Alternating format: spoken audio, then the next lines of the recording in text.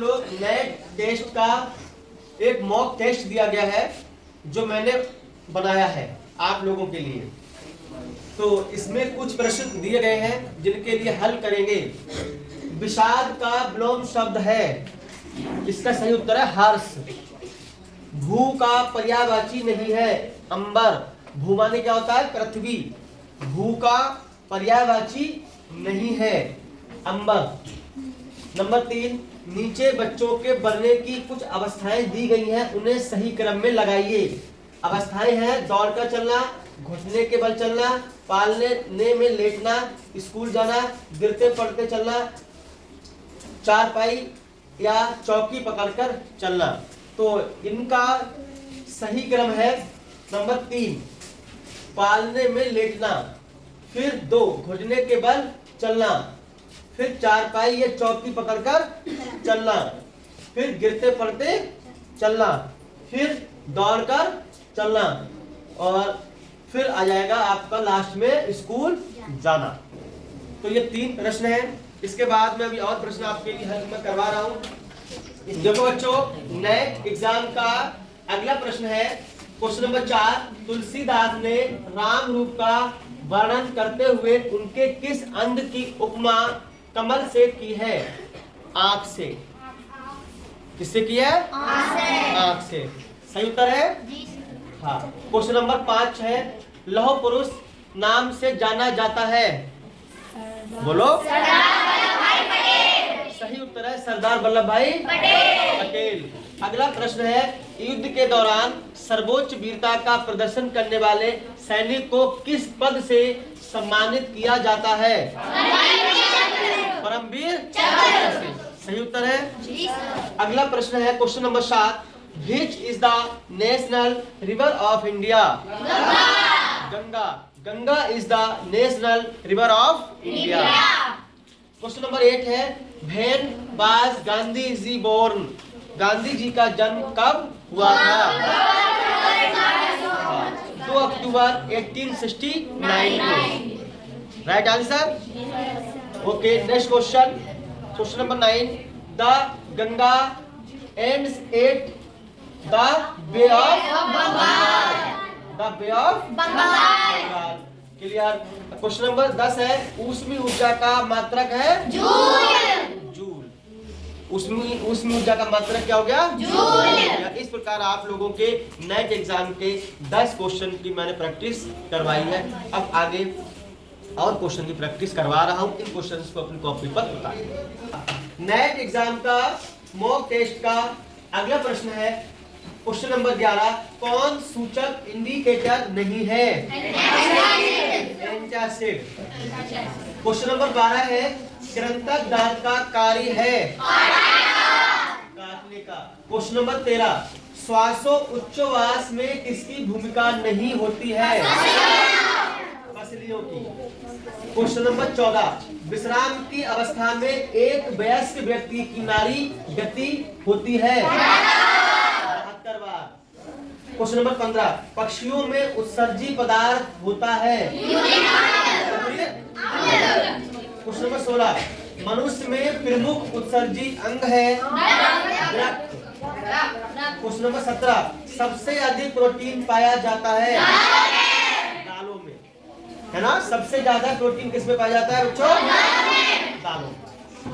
Question number 18 है बच्चों, मृदा प्रदूषण से कम होती है उर्वरा शक्ति।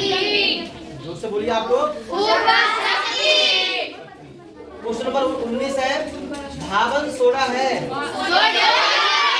Sodium carbonate. Question number 20, SI पद्धति में आवृत्ति का मात्रक है हर्ट्ज। क्वेश्चन नंबर 21, ध्वनि की चाल सबसे अधिक होती है। क्वेश्चन नंबर 22, तराइन का प्रथम युद्ध हुआ 1191 ईस्वी में। क्वेश्चन नंबर 23, अकबर के संरक्षक का नाम क्या था? क्वेश्चन नंबर 24, पृथ्वी की आंतरिक शक्ति से होता है भूकंप। क्वेश्चन नंबर 25, वायुदाब मापा जाता है बैरोमीटर से। तो 25 क्वेश्चन नेट एग्जाम के मॉक टेस्ट के लिए हो चुके हैं। अभी और क्वेश्चंस को हल करते हैं। नेट एग्जाम के मॉक टेस्ट का अगला प्रश्न है क्वेश्चन नंबर 26। हिजरी संवत प्रारंभ हुआ, बोलो 622 ईस्वी में। अगला प्रश्न है तुगलक वंश की स्थापना किसने की? गयासुद्दीन तुगलक ने। अगला प्रश्न है लोदी वंश का संस्थापक कौन था? बहलोल लोदी। अगला प्रश्न है शिवाजी का जन्म कब हुआ था? 1630 ईस्वी में। अगला प्रश्न है फिरोजपुर नगर की स्थापना की? फिरोज शाह तुगलक ने। अगला प्रश्न है फतेहपुर सीकरी का निर्माण कराया? अगला प्रश्न है अष्टप्रधान किसके काल में थे? शिवाजी के काल में थे अष्टप्रधान। क्वेश्चन नंबर 33 है संविधान सभा के अध्यक्ष कौन थे? डॉक्टर राजेंद्र प्रसाद। इसी प्रकार सवाल नंबर 34 है राज्यसभा के सदस्यों का कार्यकाल होता है 6 वर्ष और लोकसभा के सदस्यों का कार्यकाल होता है 5 वर्ष। राज्यसभा के सदस्यों का कार्यकाल होता है 6 वर्ष। ठीक है, ठीक है। अगले सवाल देखिए। उत्तर यह है इसका किसी संख्या x और 7 का गुणनफल 28 है तो वह संख्या बताइए। किसी संख्या x गुणा 7 का गुणनफल कितना है? बराबर 28। तो हमें वह संख्या ज्ञात करनी है। इसका अर्थ है कि हमें x का मान निकालना है। x बराबर हो गया 28/7। 7 एकम 7, 7 चौक 28। x बराबर 4। तो वह संख्या हमारी कितनी आ गई? x बराबर 4। समझ में आ गया आप लोगों के? किसी कक्षा में 5 शिक्षार्थियों ने गणित की परीक्षा में 40, 50, 68, 70, 72 अंक प्राप्त किए। शिक्षार्थियों के प्राप्त अंकों का समांतर माध्य क्या होगा?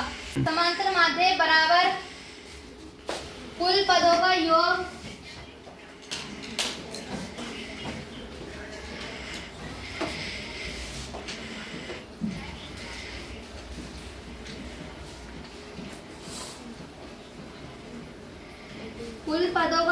बटे कुल पदों की संख्या।